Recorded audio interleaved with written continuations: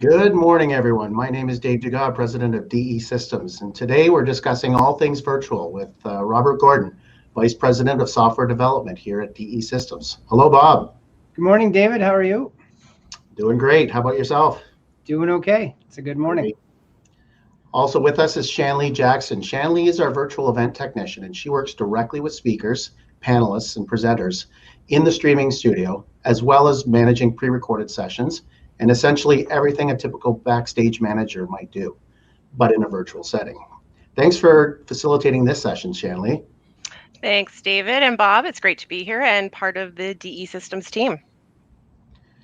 Now, for those of you who don't know, DE Systems is in the business of event technology. We're involved in everything from the internet in a facility to the keyboard at the registration counter and the software that manages it all. One of our key core competencies is event registration, and Bob oversees our event management platform, MyConferenceSuite. Bob, tell us a bit about the platform and its modules. Yeah, thanks, Dave. As you said, we have a good base. One of our core competencies is event registration, and we've been doing it now for close to 20 years. And we started off just with the simple registration idea and registration product. And that's really evolved to understanding the complete needs of what's required at a conference. So we can take you from the start to the end of your conference, with the start with the abstract system where you put out your call for submissions. You have presenters come and post their interesting speeches or topics they want to have at your event. You have the reviewing aspect, the grading aspect, and then from there you go into the scheduling. After we go through that abstract phase, the collection phase, you've built your schedule, you got your conference ready, and we have a registration platform, which then you can register attendees, but it also goes beyond that. Just with attendees, you have your exhibitor area and your sponsors area, and getting all those people registered who will be showing up for your conference in some capacity. Now, with the past year, we know we've gone through a lot of these different things with it being completely virtual, but we have the setup for being both virtual and an on-site platform. And we were really set up well to do on-site with our technologies that are integrated in the platform already, with badging and scanning and our app as well. But that's also come back too with now that we have the virtual portal, where you can still have the on-site aspect, plus you've got that virtual portal, which really handles the virtual on-site component that used to exist. And from there, once the event is over, we have the post-event tools that you normally would go through. Post-event survey, collection information, follow-up tools, all kind of brought together by being able to communicate with anybody at any time with our email platform as well. Yeah, it's amazingly comprehensive. So many tools in that in MyConferenceSuite. Today, we're going to focus on providing an overview of the virtual platform, which is built directly into the Reg portal. Bob, let's roll through some of the features of the platform and have a look. Sounds good. So right now, what we're looking at is we're looking at an event we did back in April, and we're in a session page. This session page was produced by Shanley, actually, using a product called StreamYard. And so StreamYard manages those panel views, the backgrounds, the overlays. Bob, why don't you describe the event a little bit for us? Yeah, sure. This was an event for the North York General Hospital and their emergency medicine update course. And it's one of their largest courses or events that they run throughout the year. Last year, because of the COVID situation, they weren't allowed to run in the same capacity, and they really needed to make sure that they got up this year.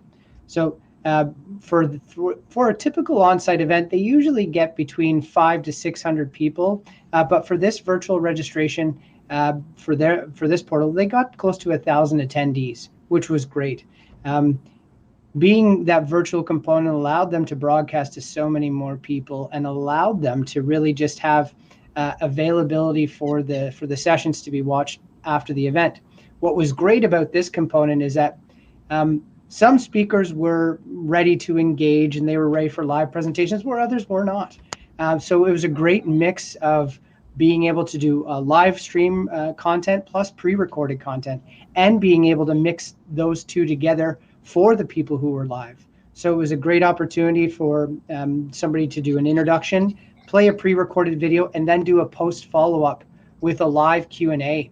And that was all kind of meshed together specifically by handling of the chat functionalities in the system by watching a live stream, and the moderators and the discussants being able to see the live chat as it comes in and addressing those Q&As as they were presented as part of that pre-recorded content.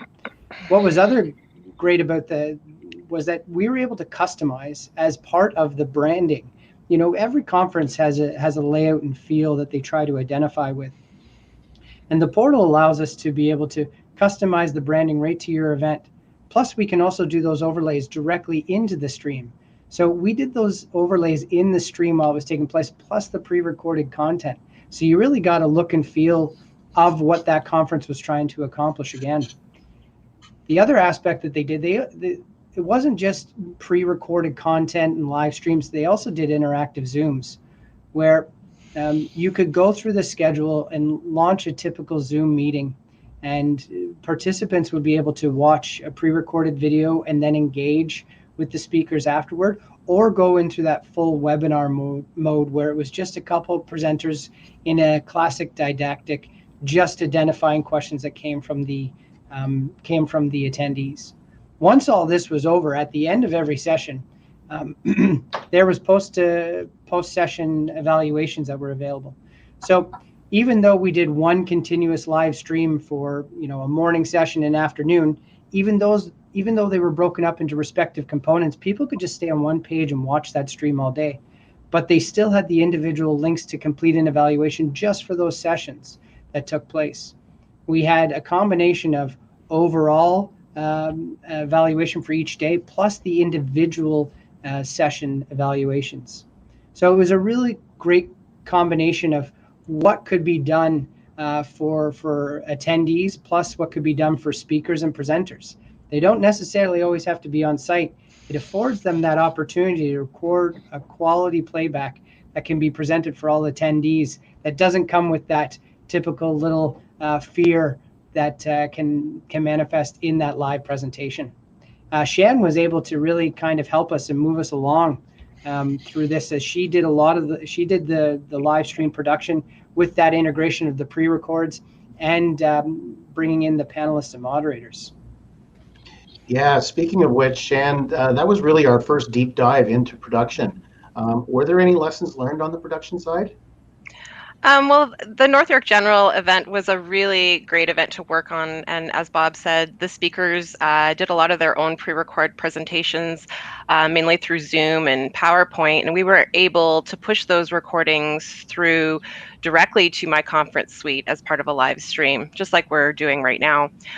With the pre-records completed in advance, we were able to give the live stream a really professional feel. Speakers were then able to go live following that pre-record to engage with the audience directly. And as an audience member, you wouldn't even know that the presentations had been pre-recorded, which was kind of cool. That's great. All right, we're gonna move on to another sample project. This is one we did in May for the Canadian Association of Medical Radiation Technologists. This project was interesting in that it wasn't quite as large as the previous one we looked at from an attendee perspective, but it definitely utilized pretty much all the features and then some of the platform. Bob, let's start with the sponsors area. Can you describe this feature a little bit for our audience?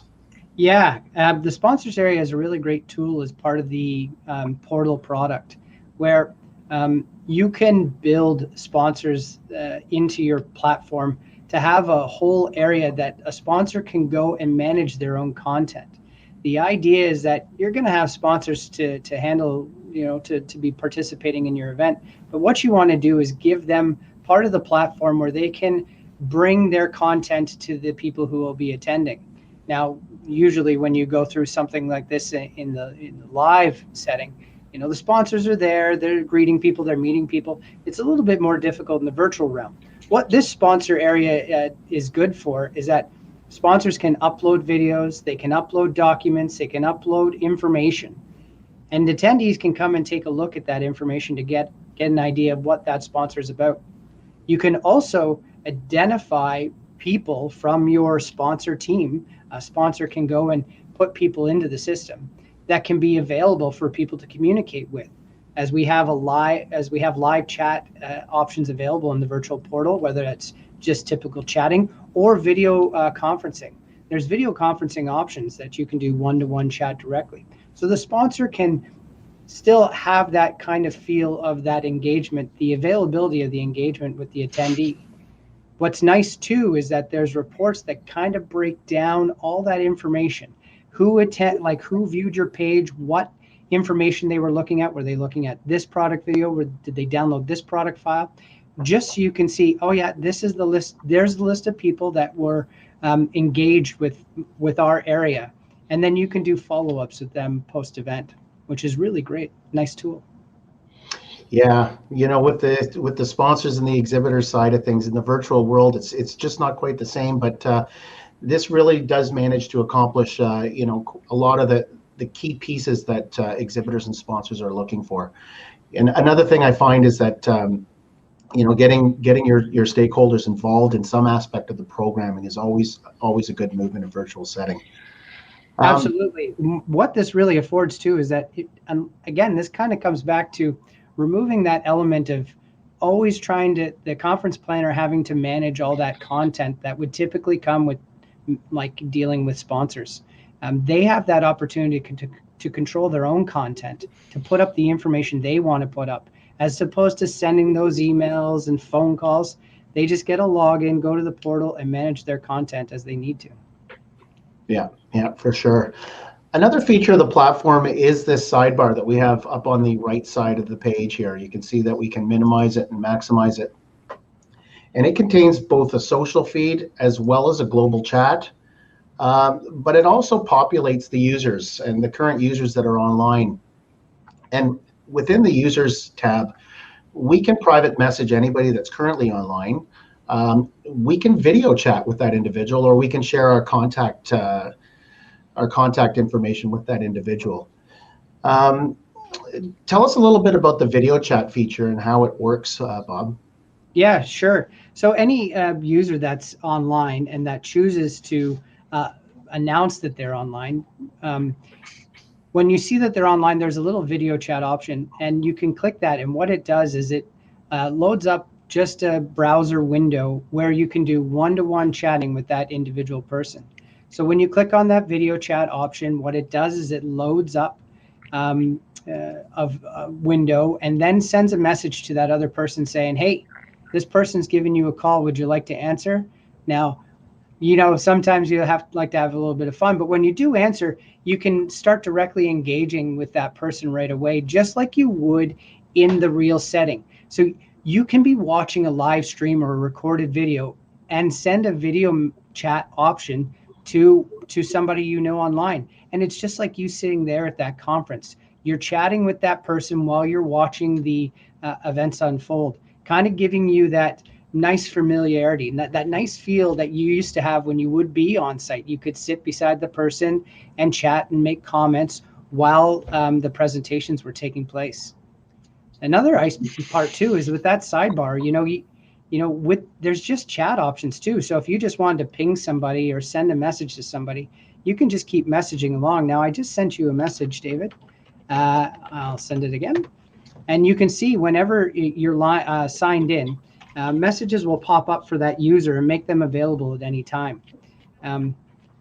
So great. And there's the messenger area too is managed in the system. So if you happen to miss a message when it comes in, you can go to that one messenger area of the system and be able to see your current active chats that are taking place, plus be able to engage with anybody else who's made themselves available to take care of those chats.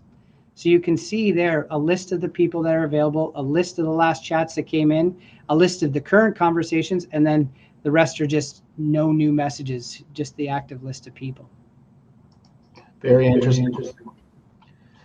Are there any other features of this particular conference that were in use, Bob? Yeah, absolutely.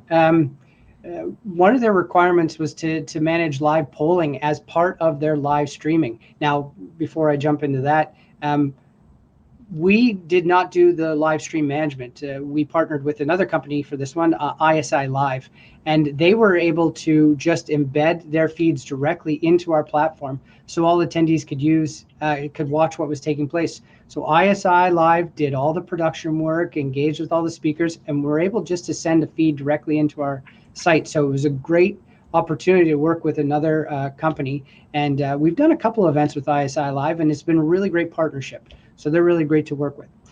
One of the requirements as part of that live streaming, though, was the live polling. And what we've done, you can build anything you want sometimes, but people like to have familiarity. And so what we did is we integrated with Slido for this event. And what was nice is that you can create all these polls like you would in a typical Slido setup. And then you can just put that embed link in, and then launch that poll just like you would a typical Slido, and then attendees can take part in that live polling. For their setup, it was pretty straightforward, but there are options where we can limit who can do that interactivity with that polling, where you can say this type of attendee gets to do polling and this attendee does not. Yeah, that's great. Lastly, I want to show everyone a major project we worked on last winter with the National Research Council and Public Works and Government Services Canada. I'll just tab over to that one now.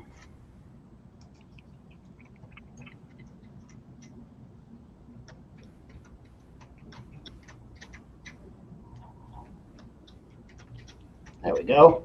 And right now we're looking at the back end of the platform. So let's just move over to the front end and take a look at this particular project.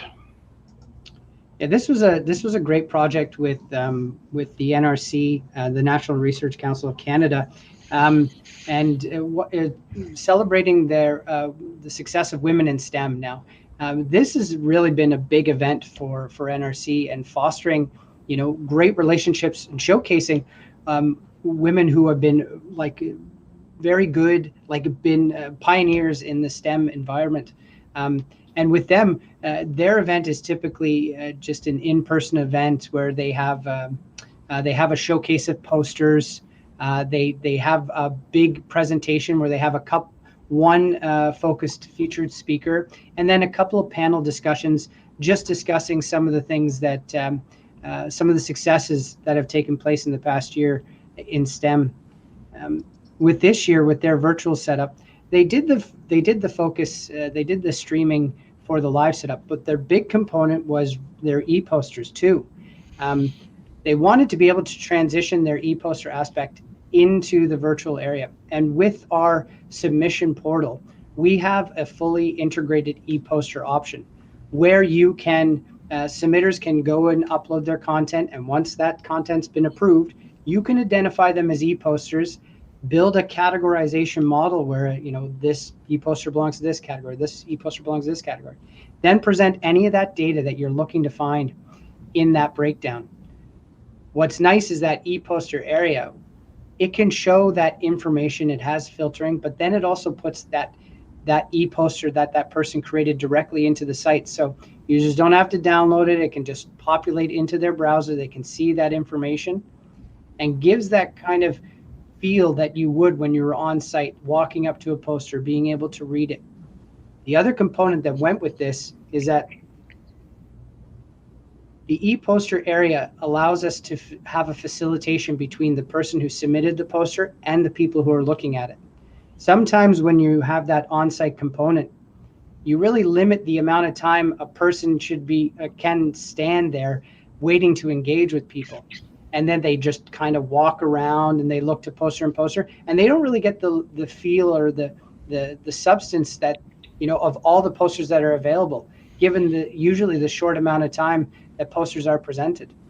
With the e-poster setup, the engagement is always available. So you can send comments, you can send notices, you can send messages after you've read that e-poster, and the authors can return a response. So there's a direct communication between what took place, what that presenter had presented, and any comments or questions from the people who are reading it. It really gives a higher level of engagement with those people who did submit the posters, and really kind of actively encourages more poster submissions. Yeah, that was a great project. Bit of a future look question, Bob. How will these virtual portals evolve as we start to move back to live events? What are your thoughts on that? Yeah, you know what? Virtual portals are, the best kind of thing that has come out of all of this. It really gives us that next wave, that next evolution to really what is the full hybrid event. It's shown us that virtual events can work. We're not limiting ourselves anymore to like, oh, you make sure that you have to be on site. With the virtual portal option, you can still have the live site.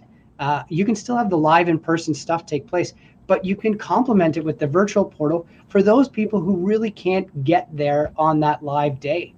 You're really broadening your market for bringing in more people to attend your conference. And really, the whole idea is that you're having these conferences for a purpose. There's a driven need for these conferences. You want people to go there, whether it's on site or in person. You're facilitating now with that virtual portal a complete hybrid event that allows a lot of people to engage. What's also great about it is that now that you have the portal and you have that content there, what you've done is created the community hub for 365 days a year. So you got your 365 community hub. People can always keep referring back to the content that's in that virtual portal. They can watch the sessions again. They can keep engaging with other attendees, people that they might have met on site or people that they might have met virtually, and be able to communicate with the people who did those presentations. It provides that nice kind of facility for really evolving e-learning and providing like a digital library for your conference, so that you're not just limiting those people to see, oh, make sure I got to take all my notes when I sit there at that conference. I might forget it. You can come back and refer to what that presentation took place and be able to really kind of expand your learning options through that through the portal. It's really kind of like a blessing for the event industry, this virtual portal that has fostered out of the COVID situation and really expanded the options that are available for events moving forward.